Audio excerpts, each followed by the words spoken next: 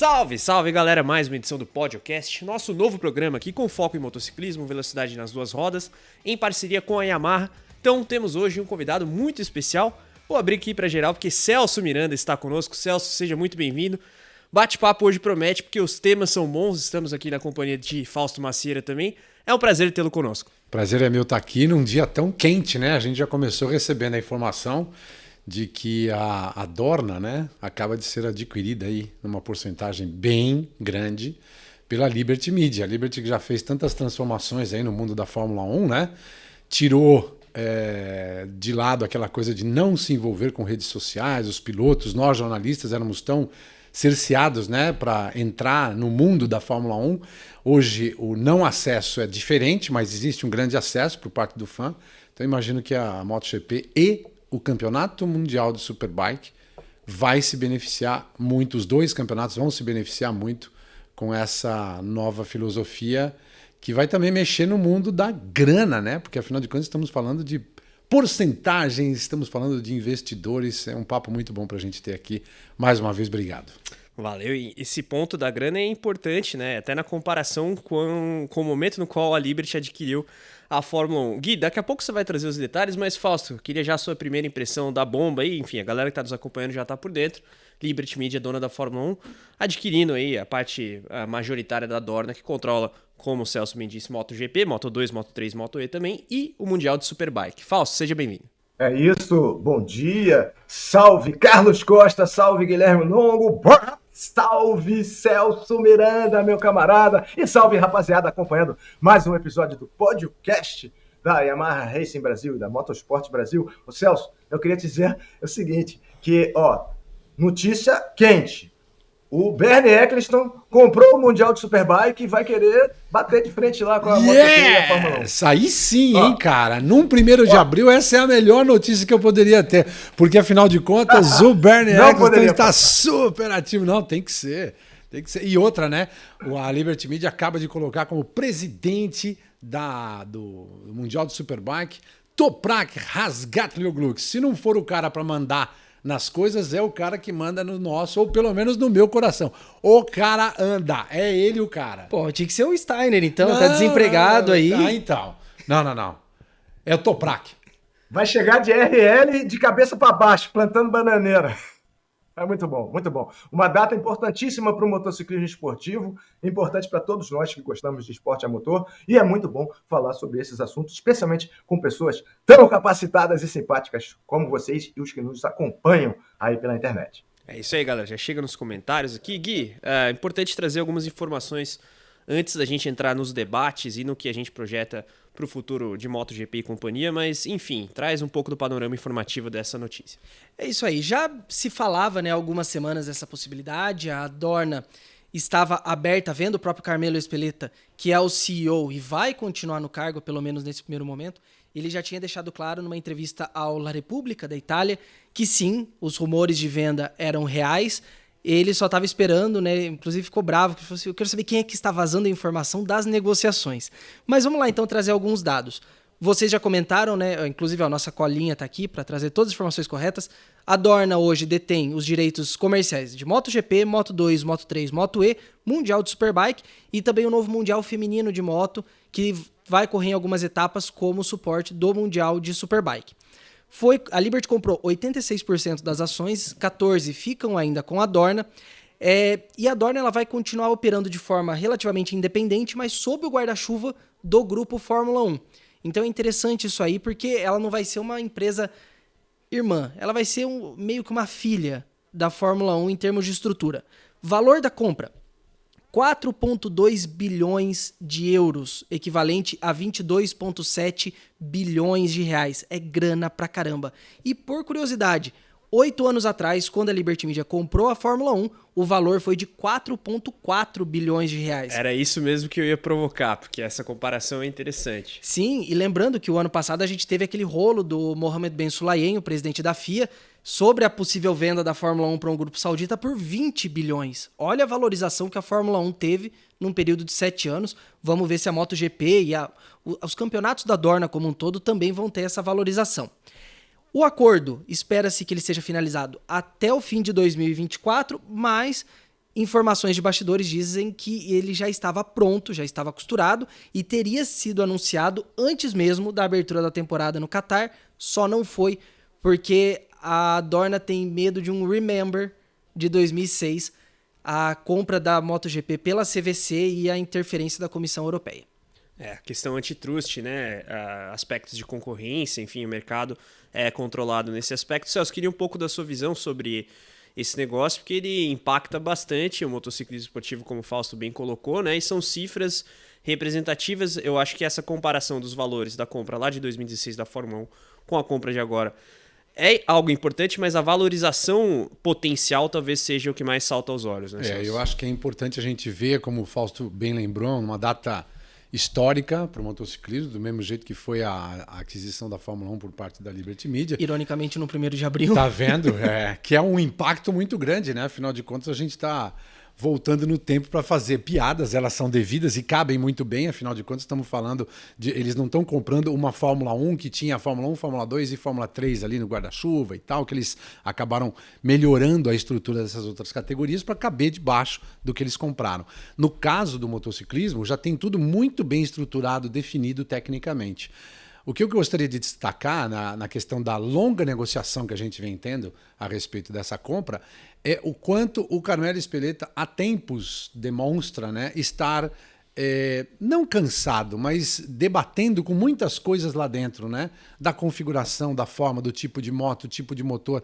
Eu acho que o último movimento em que a gente viu a presença dele ser decisiva foi no caso das trocas de motores, né? A Moto 3 vir também para motor de 4 tempos, a última aquisição e as modificações que foram feitas no próprio Mundial de Superbike, a definição da categoria Super Sport 300, tipo de moto, balanço técnico. Quer dizer, o que ele está deixando, o que ele está entregando para a Liberty é uma coisa que, em termos de desportividade e da parte técnica, ela está muito bem definida. Muito bem definida. Apesar de todas as discussões que se tem com relação à motocicleta do MotoGP, acredito que a gente vai falar disso, que é tudo menos uma motocicleta, do jeito que a gente entende ela como tal, mas que é um movimento que há tanto tempo está sendo feito que as marcas japonesas retiraram seus investimentos. É nítido o que aconteceu com Honda e Yamaha nos últimos anos, retirando seus investimentos a ponto de estarem hoje, desculpem o termo, tomando o pau das europeias de uma forma muito clara e evidente. E quase para os fãs, né, de Yamaha, principalmente, de Honda, quase como que aceitando, né, essa surra que a Ducati dá. A Ducati, que todo mundo sabe, é uma empresa do grupo Volkswagen. Você falou de Qatar, né, anunciar, né? Qatar, que é praticamente dono da Volkswagen ou do grupo Volkswagen, que tem a ver com Ducati e que tem a ver todas essas ramificações com as marcas europeias. Então, os japoneses, quando perceberam, porque os japoneses, e o Fausto vai lembrar bem, são grandes parceiros da Dorna e do Ezpeleta há muito tempo. Quando o Ezpeleta deve ter começado a falar, olha, eu estou começando, tá tudo agora ajeitei a casa, vamos começar a vender. O mais interessante para quem participa dessas coisas e não sabe o futuro, e a gente sabe como os japoneses sabem fazer investimentos seguros, né? Isso é histórico. Eles, vamos diminuir a nossa participação nessa história e vamos ver o que acontece depois, né? A ponto de abrir mão de uma estrela como o Marc Marques. Porque assim, a gente sabe que se tivesse algum poder aí, ou se tivesse algum interesse, a própria Honda não teria deixado sair, né?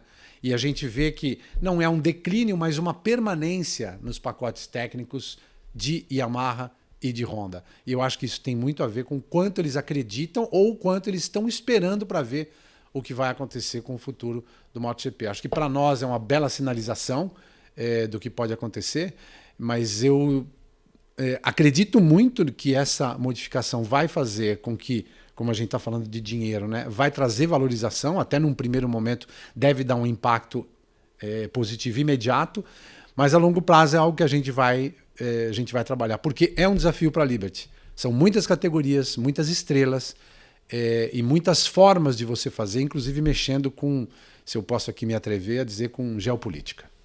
Esse ponto é pertinente.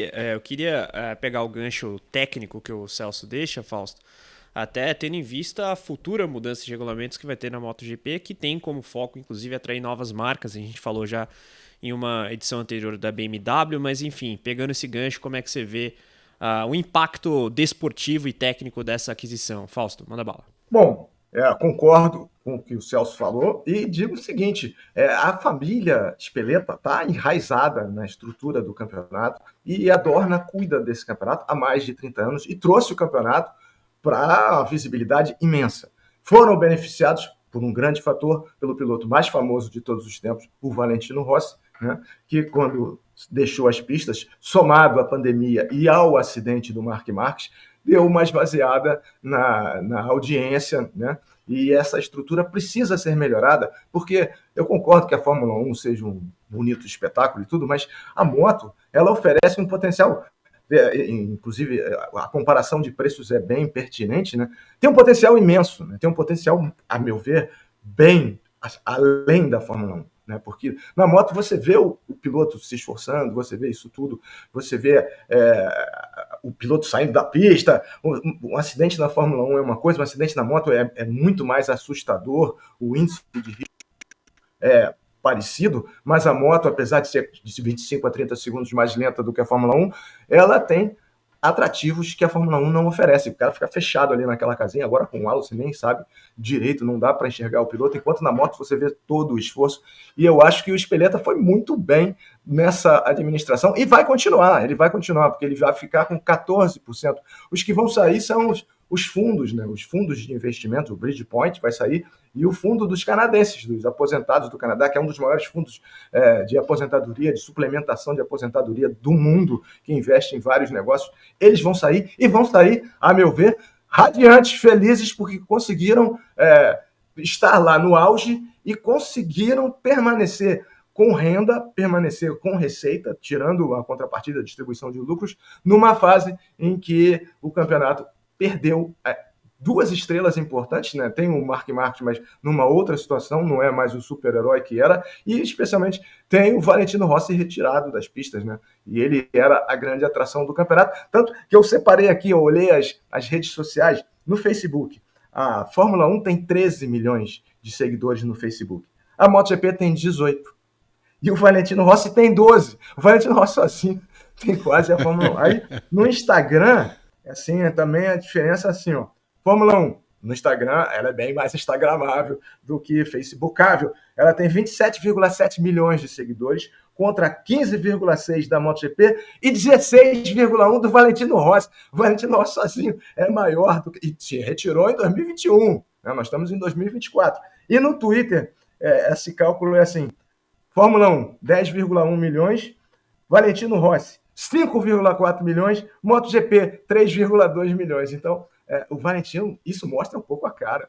E a dependência, né, do Valentino, e aí, né, falando sobre o que o Celso disse em relação aos japoneses, se a gente for olhar, a Ducati, quando foi campeã em 2022, ela não vencia há 15 anos, né? Não vencia desde 2007. Né? Foi campeã em 22 e 23, é a melhor moto do grid, no momento mas o campeonato de 2019 foi da Honda, de 2020 foi da Suzuki e de 2021 foi da Yamaha. Né? 22 e 23, Ducati, supremacia Ducati. E o que eu acho que deve acontecer a partir de agora é um envolvimento, uma atração maior, se bem que eu acho que esse efetivo controle já vai ser a partir da nova regulamentação, como falou o Guilherme. Então a gente acha que os japoneses estão se recompondo, e por influência do Espeleta, porque todas as decisões do Conselho da Grande Prêmio, da Comissão de Grandes Prêmios, eles são tomados juntos com a Associação de Fabricantes de MotoGP, e tem que ser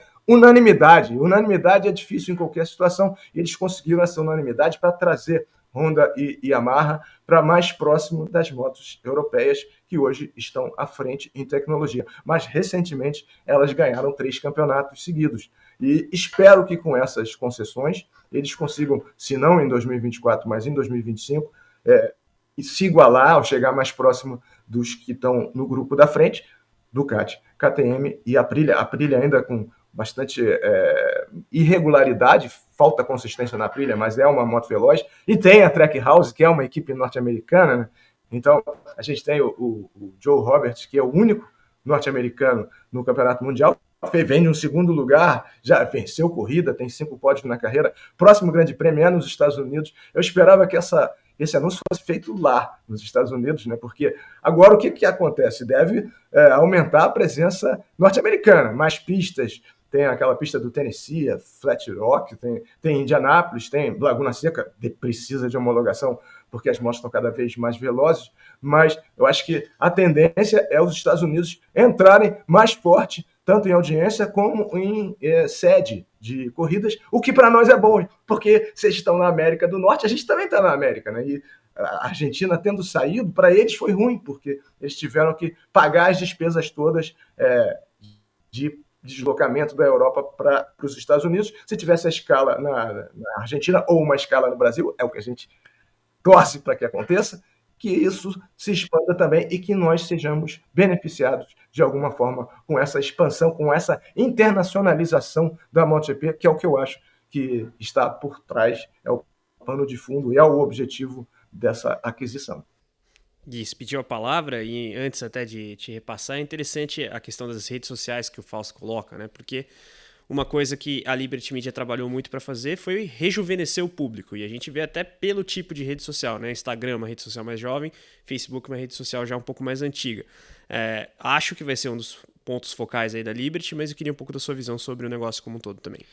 Eu acho que esse vai ser um ponto muito importante, esse rejuvenescimento do fã. Tanto que ano passado a Dorna já traz o Dan Rossomundo, que era vice-presidente de comunicações da NBA, para fazer um pouco desse trabalho. A NBA é uma categoria também que tem uma comunicação muito boa, que sabe trabalhar não só com o público dos Estados Unidos, mas do mundo todo. E a MotoGP precisa um pouco disso. E voltando para a questão técnica, eu acho que um ponto que a gente tem que olhar de forma positiva é que quando a Liberty Media assume a Fórmula 1 no começo de 2017, ela começa a pensar no regulamento que vira o regulamento de 2022, mas ela entende, ela fala assim, eu sou a forasteira aqui, eu preciso de ajuda. Então ela monta um grupo que tem Ross Brown, que tem Pat Simmons, que tem uma galera já muito cacifada na categoria. Então acho que a permanência do Carmelo e do Carlos Espeleta, né, o Carlos, filho do Carmelo, diretor esportivo da Dorna, pelo menos nesse primeiro momento, é muito positivo, porque é a sinalização de que, a gente não quer interromper esse trabalho que vocês estão fazendo. Tem sido feito um bom trabalho, vamos dar continuidade, só vamos trazer uma perspectiva nova de que talvez amplie o horizonte da categoria para outros públicos, para outros mercados. E vocês podem ter certeza, desculpa a interrupção, a intromissão, que essas conversas todas já foram feitas e eles já têm tudo desenhado, o caminho que eles vão. O próprio Espeleta já deve ter concordado com alguns desses caminhos, com algumas dessas modificações, e os donos e chefes de equipe também, como o Fausto falou. Todo mundo está no mesmo barco, todo mundo está entendendo que vamos ganhar dinheiro juntos com essa modificação. Porque, afinal de contas, quando você fala de uma venda dessa para um grupo tão grande, debaixo de um guarda-chuva de Fórmula 1, você está tendo acesso a vários outros mercados, que é isso que o MotoGP busca, é isso que o Mundial do Superbike busca. E o produto, especificamente, é muito rico, porque, de novo, se você for comparar com Fórmula 1, como até o Fausto falou, o atleta, no caso de Fórmula 1, você precisa fazer aquela novelinha toda inventada que está lá no Netflix. No caso do motociclismo, não. Basta colocar uma câmera, né, na chegada e na saída de box. Cada vez que o atleta chega, o atleta sai demonstrando todos os sustos que ele viveu, todas as tensões e tanto quanto esforço físico ele está fazendo para fazer aquilo que, teoricamente, nós, no mundo da mobilidade normal, né, no mundo normal, temos de fazer, né, gostaríamos de ser capazes de fazer, né, e eles são os nossos heróis por causa disso. E o fato de ter um produto como o Mundial de Superbike debaixo desse guarda-chuva fica ainda mais interessante e ainda mais palatável do ponto de vista de você ganhar dinheiro. Por quê? Porque nós estamos falando de motocicletas que estão acessíveis a públicos no mundo inteiro. Categoria Super Sport 300, que é o caso da Yamaha com a R3 aqui no Brasil, Super Sport de todos os dias, né, que tem no slogan da moto. Por quê? Porque é uma motocicleta que está no Campeonato Mundial, tem muito sucesso, ganhou títulos e você vai na loja e compra. No caso do MotoGP, tanto no Moto 2, Moto 3, você não vai encontrar aqueles protótipos de jeito nenhum. A Liberty vai conseguir atacar os dois frontes, então? E eu acho que vai trabalhar isso, inclusive com uma escada de sucessão e de ascensão para o MotoGP muito mais extensa e com muito mais capilaridade. Porque hoje você está falando de um menino como o Kevin Fontainha, que é piloto da Yamaha, que está lá no Campeonato Mundial, com chance de escalar para o MotoGP dentro da mesma filosofia, da mesma empresa, vamos dizer assim. E é evidente que Liberty Media vai olhar muito mais para todos esses personagens, para todos esses atletas, para vendê-los ou para tratá-los como produto, afinal de contas é disso que a gente está falando, para o cara chegar, para quem chegar na Fórmula 1, no MotoGP, não ser um caso, como o Fausto bem disse, né? Não ser um caso tão extraterrestre, né? Como um Valentino Rossi ou um Marc Marques, que seja uma pessoa, um caráter, um personagem construído dentro desse ecossistema que tem tanta capilaridade agora. A gente está falando, e eu destaquei aqui o Toprak, que é um piloto turco, numa região do planeta que não tem grandes destaques. Não tem um cara que quem é o cara dali, né? Não tem, né? No caso do automobilismo, não tem. No caso do Mundial de Superbike, você tem esse personagem que é fortíssimo, e eu reputo que talvez seja o grande substituto para o carisma que tem um Valentino Rossi, que é um cara, desculpa falar um pouco mais dele aqui, mas é um cara que no ano passado pegou um troféu lá em Barcelona e deu para um fã o troféu no pódio, o troféu do segundo lugar que ele tinha conquistado. Não é que ele não deu valor para o troféu, não, ele deu valor para o fã. E esse cara, dentro do ecossistema de Liberty Media, tem muito mais oportunidade, muito mais chance de fazer com que não só o motociclismo de competição, mas as motocicletas, de um modo geral, sejam observadas de uma outra forma. E até complementando o que o Celso falou, é interessante destacar que a visão que a gente tem é que a compra foi feita para a pessoa certa, né? A venda da Dorna foi feita para o grupo certo, porque a Liberty não era a única candidata também, né? A gente sabe de outros questão grupos. Geopolítica que o Celso citou. Exato. Vamos citar aqui 3 grupos que eram os principais candidatos, né? A TKO, que é a dona hoje do UFC e do WWE, o fundo de investimento do Qatar, que é dono do PSG, o Paris Saint-Germain, o time de futebol, e também a CVC, que já foi brevemente dona da MotoGP entre 1998 e 2006. Inclusive, é uma questão que envolve geopolítica, né? A CVC foi, entre aspas, forçada a vender a MotoGP para a Bridgepoint em 2006, quando ela adquire a Fórmula 1 por uma intervenção da Comissão Europeia por políticas de antitrust. A União Europeia tinha um medo de que um grupo detendo as 2 principais categorias do esporte a motor mundial não seria bom em termos de concorrência. Isso vai se repetir agora, mas em um contexto diferente, porque a gente está falando de uma Liberty Media americana. Ainda tem uma preocupação, eles vão ter que passar essa venda por mecanismos antitrust pelo mundo, mas parece ser agora um caminho mais tranquilo do que aquele que a CVC teve em 2006. Eu queria jogar um ponto que o Celso citou para o Fausto também. Fausto, acabei te atropelando, mas se você quiser comentar a questão aí antitrust, fique à vontade também, mas você vê aí um processo de Liberty Mediazização, sei lá como que eu defino isso na MotoGP, em relação a Drive to Survive, essas coisas todas, ou são produtos diferentes na sua visão, Fausto? Eu acho que isso tudo vai acontecer, e eu acho que vai haver uma restrição em relação a manter os 2 campeonatos como houve anteriormente, e eu acho que nesse caso a Liberty Media vai vender a Fórmula 1 e vai investir na MotoGP e na Superbike, porque eles conseguiram somar, né, na Fórmula 1. A Fórmula 1 atingiu patamares de popularidade nunca antes alcançados. E se você vê o avanço, eu vi o avanço consegui pegar, porque assim, quando sai no Financial Times, na revista Fortune, tá resolvido, né? Quando a gente vai falar de moto, quando, né? É uma coisa muito extraordinária. Então, eu achei que já tinha fechado. Ontem a gente fez um ao vivo de mais de 1 hora falando sobre esse assunto. E eu pesquisei, além das redes sociais, o avanço da MotoGP nas redes sociais. E eles avançaram 7%. 7% numa época em que cada vez mais você tem canais diferenciados e particulares, e você pode escolher a sua programação. Avançar 7% é pífio, né? É muito pouco. O potencial de avanço que eles têm é imenso. E com isso, trazer mais patrocinadores, mais interesses, depender menos de entrada, porque o lucro da Fórmula 1 é compatível com o faturamento da MotoGP. E aí a gente vê que a MotoGP pode ir muito além, né? Então, acho que vai haver uma restrição. Acho que vai chegar um momento que, assim como aconteceu no passado com a CVC, eles vão ter que vocês vão ter que ficar com um. Acho difícil que os meios de comunicação e a União Europeia e os outros mercados aceitem, mas especialmente a União Europeia, aceitem essa transação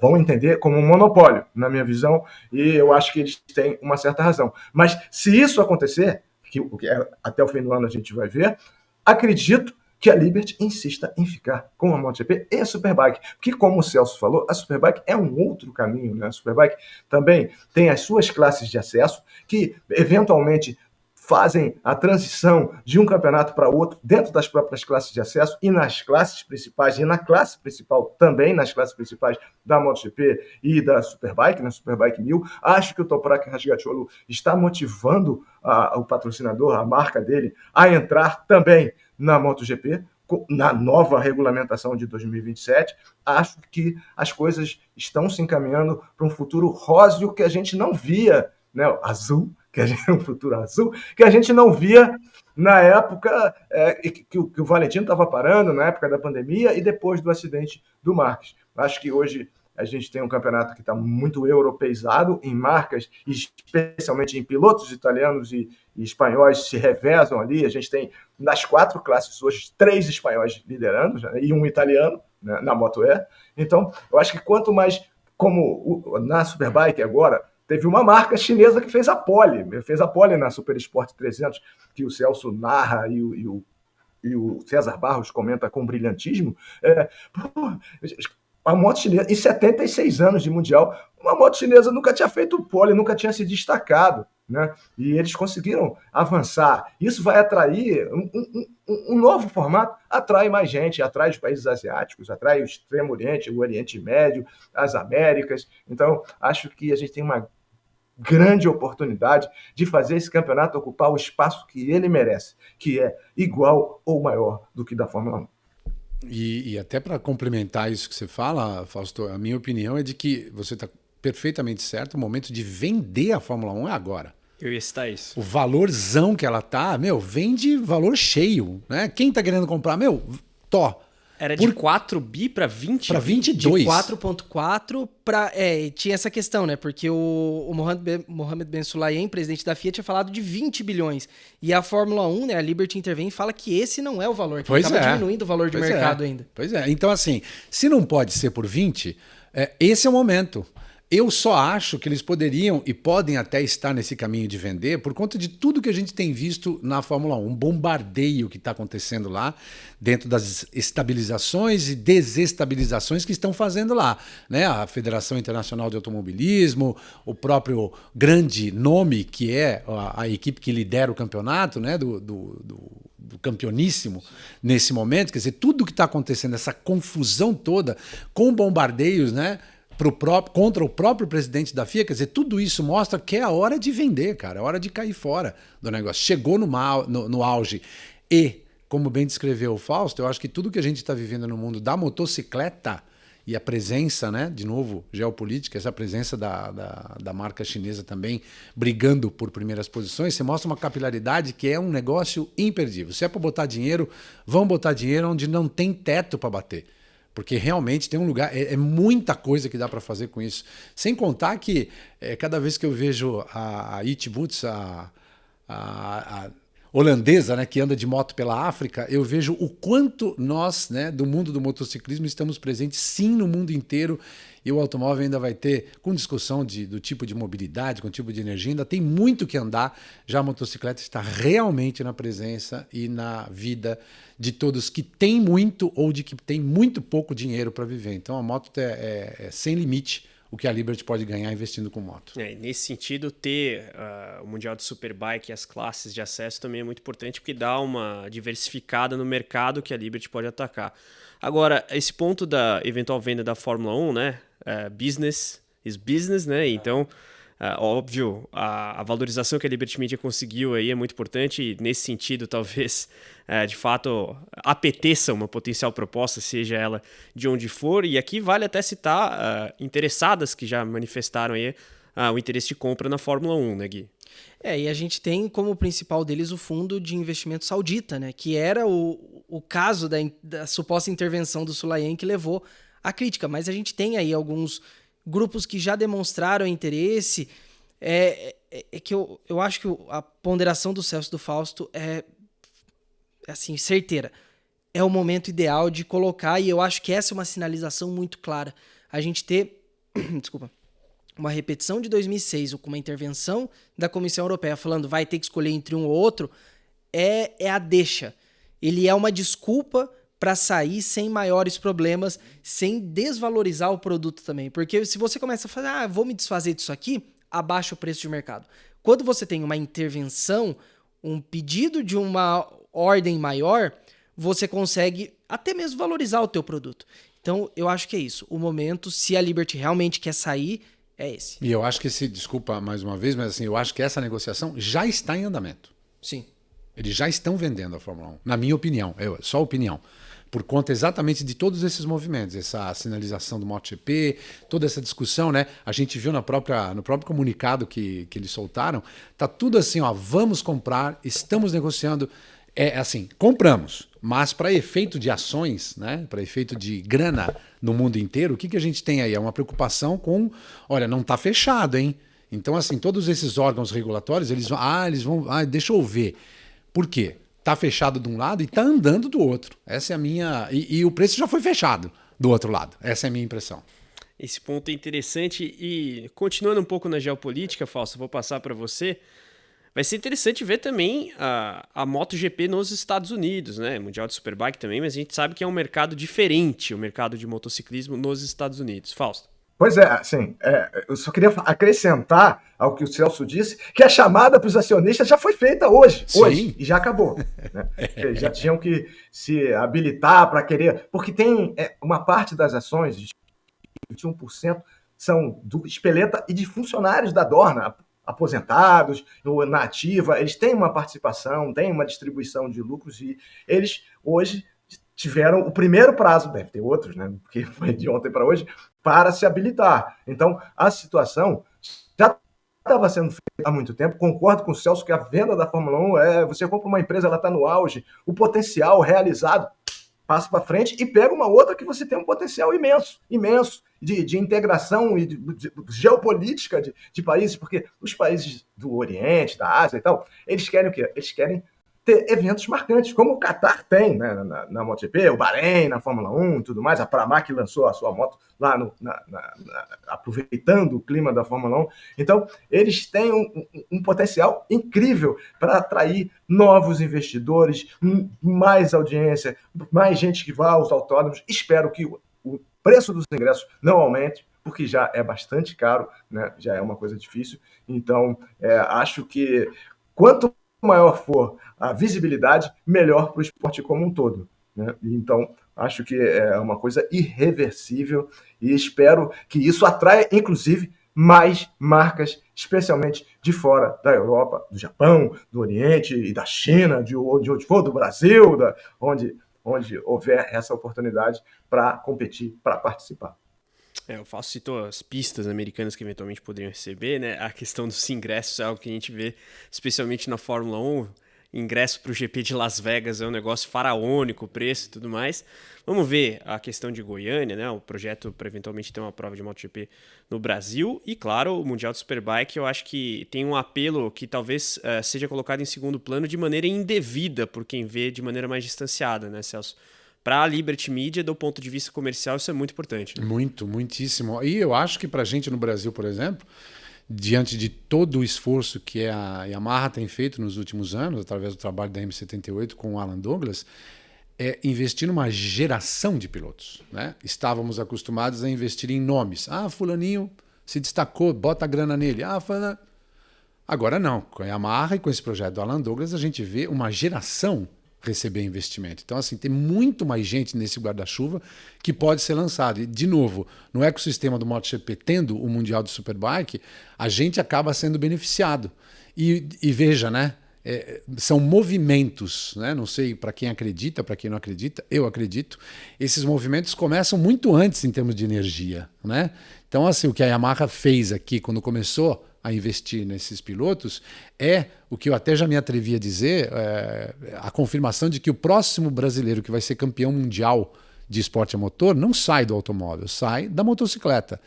E esse movimento da Liberty é mais uma confirmação de que estamos na onda certa, estamos caminhando junto com essa energia. Você vê o próprio Dioguinho que está lá no Moto2, o potencial desse piloto, mais o potencial dos pilotos que a gente tem dentro do Mundial de Superbike, quer dizer, a gente coloca vários nomes de novo, diferentemente do que acontece, apesar de toda a qualidade que a gente tem em 2, 3 pilotos que a gente tem no ecossistema da Fórmula 1, na moto nós temos muito mais gente. E eu acho que seria muito mais interessante a gente pensar no Mundial de Superbike aqui no Brasil, apesar de todo o valor que a gente sabe que tem o MotoGP, Moto2, Moto3, eu acho que vale muito mais, porque, de novo, é mais próximo do que a gente tem no nosso dia a dia. A própria motocicleta, né, destaca isso, e é muito mais inspirador a gente poder ver. E eu não descarto, por exemplo, nessa história da Liberty Media, a gente teve, Fausto, um campeonato de grau. Por que não fazer um campeonato mundial de grau? Quem é que sai empinando mais? Já tivemos freestyle, né? Freestyle de motocicleta. Por quê? Porque aí, assim, você vai incluir muito indiano, muito brasileiro nos interiores, né? O pessoal da China, como o Fausto falou, porque você vai colocar não só as habilidades do controle em velocidade, mas você vai colocar outro tipo de habilidade dentro desse guarda-chuva, que é uma coisa que a motocicleta proporciona e está presente no nosso dia a dia, né? Me fez pensar, inclusive... Vai, Fausto. Depois Desculpe. É o que acontece no Moto América, né? O King of Baggers, né? É isso. Indians, Harley, aquele standard. Dá para fazer uma categoria. E aí eu concordo bem com o Celso, porque assim, o Superbike normalmente é o degrau anterior à MotoGP para homologar um circuito, né? Em geral, os circuitos passam pela Superbike, tudo funciona, entra como um ensaio geral, valendo ponto para um campeonato mundial, ou seja, motivando o público e comercialmente vendável, muito vendável, para trazer a MotoGP, né? Então, em geral, é assim que acontece. No Brasil não está sendo assim a negociação, está sendo direto para a MotoGP, mas acho a escala da Superbike antes da MotoGP, ainda mais sendo sobre a mesma administração, acho muito válido e talvez comercialmente também mais importante para quem estiver lá, né? E a gente poderia fazer, são muitas as propostas que fala assim, vamos correr naquele, mano, não existe, mas assim, vamos fazer uma categoria padrão, né, com motos o mais próximo da original, como é a Yamaha R3 América Latina, né? Categorias desse, como é a YZ, que é a grande novidade no brasileiro de motocross, a YZ Cup, que é sensacional, e quem dera, na época que as pessoas que hoje estão na imprensa especializada e que foram pilotos, tivessem a chance que esses jovens estão tendo agora. E com quanto mais isso for divulgado entre os jovens, mais jovens vão se dedicar a isso, vão deixar as ruas e mostrar a sua habilidade com o máximo de segurança possível dentro de um autódromo. Precisamos também de mais autódromos e de manter o que nós temos, né? O que estão todos ou quase todos ameaçados. Esse ponto é super pertinente do Fausto. E, assim, me parece uma escala que faz todo sentido, né? O Superbike e aí você ter posteriormente, a depender de como é a experiência, a MotoGP também. Me fez pensar, quando o Celso citou essa possibilidade de ter outros tipos de disputa, né, no próprio Dennerson Mundo por causa da NBA, né, que a gente tem todas as ativações, campeonato de terrado, enfim, aquela coisa toda. E agora, com o input americano, talvez a gente tenha uma intensificação dessas novidades que eu acho que são muito bem-vindas. Agora, a gente falou de Brasil, de Yamaha, temos também falar de brasileiro de Supercross, porque, falando em geração, temos boa notícia para trazer, né, Gui? É isso aí, a gente teve esse fim de semana etapa do brasileiro de Supercross, foi lá no Geração Adventure Park, em Biguaçu, né, na Grande Florianópolis, e a gente conheceu os campeões brasileiros, né? Mas vamos falar primeiro da etapa, uma rodada tripla, a gente teve as duas categorias, né, SX Pro, que é a principal categoria, e a SX2. Na SX Pro, vitória ficou com o Paulo Alberto, já tivemos aqui uma participação dele no podcast, num vídeo, acho que na primeira semana, na segunda semana. Segundo lugar, Fábio Santos. Terceiro, Gabriel Andrigo. E na categoria SX2, Guilherme Bresolin ficou com a vitória, o Marcelo Leodorico foi o segundo e o Eric Thomas em terceiro.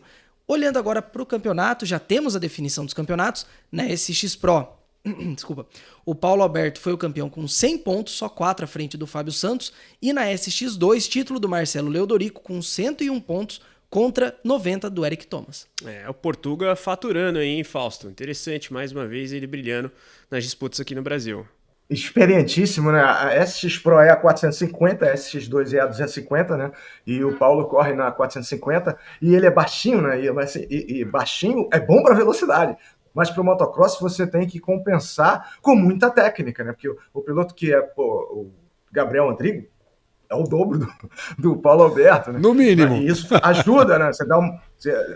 O corpo é uma das é um dos encantos. A gente vai parar de falar de encantos do motociclismo. É um dos encantos. Você vê a pessoa se movimentando, tanto na velocidade, quanto no motocross, quanto no rally, quanto no trail. Você vê o corpo, o atleta, como falou o Celso, em movimento, empenhado em tirar o máximo proveito possível. E o Paulo consegue fazer isso com muita eficiência, com muito talento. Parabéns para ele por mais um título no Brasil, né? Tem vários títulos no Brasil, tem muitos títulos em Portugal, tem participações no Motocross das Nações. E parabéns ao cowboy, ao Marcelo Leodorico, que foi lá e fatureba na SX2 250, um fim de semana azul. Parabéns para os novos campeões brasileiros de Supercross. E aproveitando para falar de Supercross, eu queria dizer, é uma noite espetacular lá em St. Louis, a última etapa Triple Crown, né? E a Yamaha fez dobradinha, né? Fez dobradinha na SX 450, classe principal, com o Eli Tomac voltando a vencer,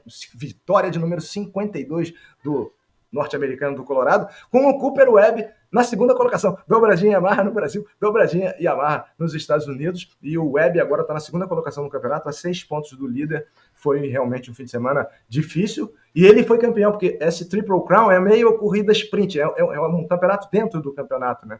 Então, ou você tem uma final ou você tem 3 finais. E essas são 3 etapas que fazem 3 finais, como foi o Supercross aqui.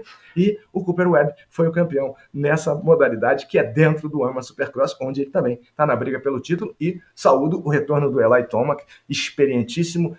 Ia ganhar o campeonato no ano passado, se machucou na penúltima etapa, de bobeira, nem caiu da moto. Né? Deu um problema na moto, bateu com o calcanhar, teve um problema no calcanhar e ele voltou a vencer. Parabéns, foi um fim de semana bem azul. Excelente. Celso, estamos bem servidos de atrações, hein? Muito. E aí a gente falou, né? Quando a gente estava falando de velocidade, a gente estava falando de modalidades diferentes, né? O Superbike e o MotoGP. No caso do Supercross e do Motocross, cara, são coisas tão diferentes. Apesar de ser com a mesma moto e com o mesmo piloto, são coisas... o jeito de você pilotar cada uma dessas motos, o jeito de você se preparar psicologicamente, porque a sequência de obstáculos, isso é uma coisa importante da gente destacar, ainda mais num podcast como esse, quando a gente está falando com quem gosta de moto, né? Não só gosta de Yamaha, mas gosta de moto, porque para entender o que é preciso de um atleta, volto a frisar aí a questão do atleta, para dominar uma moto numa pista de Supercross ou de Arena Cross, que é o caso onde o Paulo Alberto se destacou, tão bem se destacou aqui no Brasil, é algo impressionante, porque você está saltando o tempo todo, quase como, eu vou aqui me arvorar, dizer que é quase como se você estivesse jogando tênis ou golfe, onde você tem um lance, um toque para dar na bola e fazer com que ela chegue, né, no lugar ou do jeito que você quer para conseguir um ponto ou não, mais ou menos como um vôlei. No caso do Supercross, o piloto tem aquele tempo que ele está no chão para apontar a motocicleta porque ele quer fazer não no próximo obstáculo, mas 3 à frente. Às vezes tem uma curva logo em cima. Então tudo que ele faz com a motocicleta no ar é tão importante quanto aquele momento onde ele tem motor para usar ou freio usar, que é quando ele toca o chão. Aí você vai multiplicando isso pelo número de voltas, pelo tempo que ele fica no ar e o quanto ele tem que se antecipar para fazer as coisas, não só mentalmente, mas fisicamente. Eu acho uma das modalidades mais fantásticas do esporte. Exato, porque é muito intenso. Assim, e é o tempo todo. Que é a precisão, né? Exato, porque você não tem. Você não pode. Porque você chegar lá, vou emendar. Não dá. Não. Você tem que encaixar drop. E tem outros pilotos na pista, né, Fausto? Tem mais gente, né? Você está disputando frenagem também.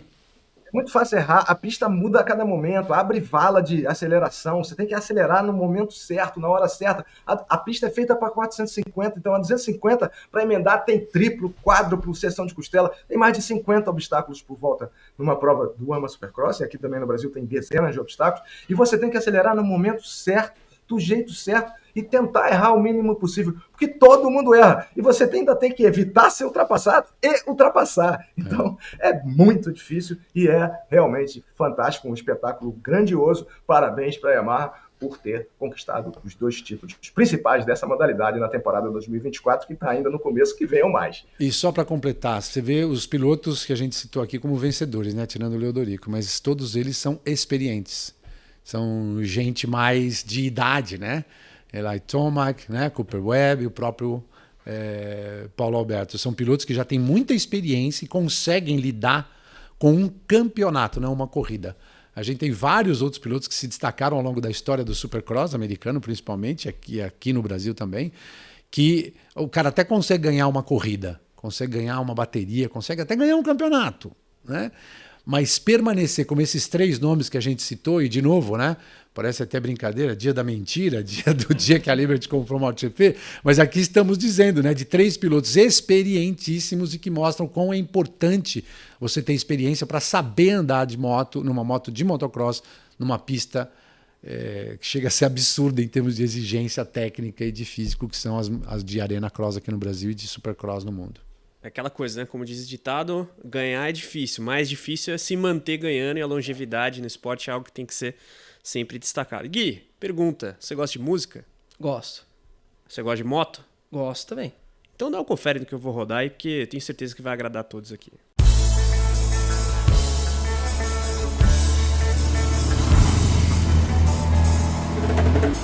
Então andava a pé e achava que assim estava mal. De um ônibus pro outro, aquilo para ele era o fim. Mas então comprou a moto e passou a se sentir total. E tava em sua moto, mas com nenhum feliz. Corria e viajava, era sensacional. A vida em 2 rodas era tudo que ele sempre quis. Então passou a se sentir total, com seu sonho de metal. Então passou a se sentir total, com seu sonho. E tal em sua moto, mas que nenhum feliz. Celso, alguma consideração final? Algo que você gostaria A minha consideração é o seguinte: essa moto é inspiração para toda uma geração. Eu não vou dizer nem que eu sou daquela geração da música original, talvez eu seja até de antes, mas o Fausto Macieira vai lembrar muito bem. Isso aí motivou muita gente a ir para a loja comprar sua moto, para se livrar dessa vida onde você tem que fazer o seu movimento, né, do dia a dia, mas que também pode incluir um final de semana para ir para um lugar que você gosta, para passear com as pessoas que você gosta. Mas aqui, nessa prévia, né, estamos começando abril, ainda não é maio amarelo para a gente falar de segurança, mas é um jeito da gente lembrar que a motocicleta é uma união feliz, como diz a letra da música. Mas para essa união ser feliz mesmo, você tem que respeitar a motocicleta, as suas limitações e o trânsito em volta. Boa. Fausto, acompanha o relator aí? Bom, acompanhe total, a música é inspiradora, o anúncio foi muito bem feito, bem produzido, nos motiva a andar de moto, né, de qualquer cilindrada, é muito bom para a saúde mental, é muito bom para todos. E eu queria dizer que no dia da mentira, tanta verdade, tanta sabedoria no programação, é só no podcast da Yamaha Racing Brasil e do Motorsport Brasil. Queria agradecer ao Carlos Costa, ao Guilherme Longo e, sobretudo, o Celso Mi, meu amigo, de parceiro de grandes aventuras. E muitas virão, hein, Celso? Com certeza, é isso aí. A gente que agradece, pô, o trocadilho aí com o Dia da Mentira ficou bom, mas hoje o programa foi daqueles que rendeu em todos os aspectos, né? Inclusive terminando em alta com excelente trilha sonora também. Celso, obrigado pela visita. Eu que agradeço. Vamos te incomodar mais vezes, hein? Ah, mas olha, agora sim, se eu não tiver carteirinha fixa aqui, você pode me chamar assim, dia não, né? Ei, Faustão. Já sabe como chegar aqui, pelo menos. Pelo menos isso, pelo menos o caminho agora eu sei, agora eu tenho o endereço certo. É isso aí, boa. Fausto, obrigado. E ó, você tá vendo, né? O Celso já se colocou à disposição, então teremos mais vezes essa dobradinha. Fausto, abraço, até a próxima. Eu que agradeço, valeu, rapaziada. Acelera, Brasil! É isso aí, ó. Com trilha devida, a despedida de sempre do Fausto. Celso Miranda aqui com a gente, voltará mais vezes. Eu e o Guilherme Longo, a gente agradece a audiência de vocês. E galera, podcast segue acelerando firme. Tivemos aqui a nossa 4ª edição, mas você que tá ouvindo, assistindo, enfim, acompanha a gente nas diversas plataformas. Deixa aí seu like, comentário nas redes sociais também.